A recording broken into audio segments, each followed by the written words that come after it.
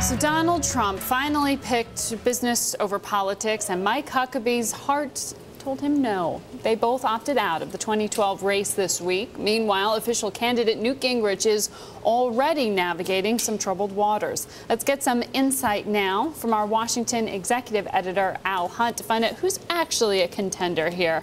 And Al, I knew you must have just been breathtaking, shocked to hear that Donald Trump isn't running. We never even got to see his financial returns he promised us. Oh, Donald, we hardly knew you. Honest to goodness, Margaret, it was terrible. But, you know, there's some people who are absolutely devastated by this news. Some politicians who I have never seen as down as they've been the last 24 hours.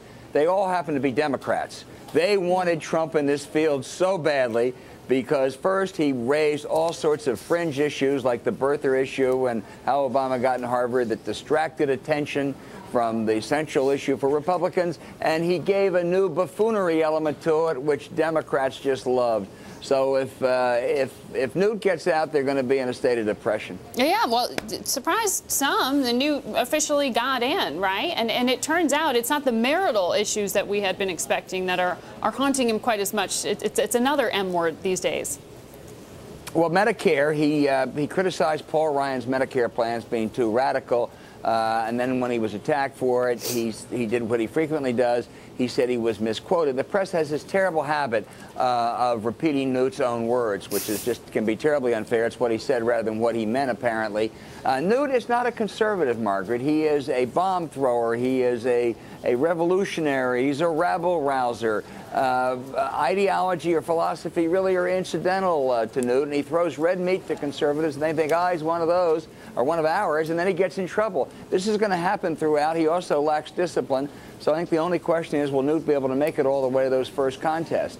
All right, so two down, it sounds like, in terms of your projections here.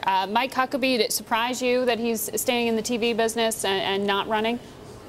It didn't surprise me, but this is a really significant announcement. Unlike all of the others, Donald Trump or John Thune, Mike Huckabee had a chance to be the nominee. He was a formidable figure in this. He would have certainly shaped the race. So it matters a great deal that he got out. I think it benefits a couple people. He had a great hold among the social conservatives in places like Iowa and South Carolina, early test. Michelle Bachmann, if she gets in, should benefit from that. The other big beneficiary, I think, is the remainder man of this field, Tim Pawlenty. Tim Pawlenty is the second or third choice for a lot of people, and when the first choice gets out, as Huckabee did, I think it helps Pawlenty. Well, where does John Huntsman fit into all of this? Huntsman is such an attractive candidate, Margaret, but he is Barack Obama's ambassador to China. I mean, now that's a double whammy, Barack Obama and, for conservatives, China. So as attractive as he is, I think he's going to have a tough time. There are only so many Mormon voters in this contest, and there's already another one in. He was somewhat unclear, though, about his religious practice or religious conviction. I mean, why does that really matter? I don't think it does really matter to me, but it does to voters out there, and particularly to some of the evangelical Christian voters in the Bible Belt. They aren't going to. They're going to give a Mormon a hard time. That was the case with Romney last time. Yeah. But I think that Huntsman never has been the avid Mormon that Romney is.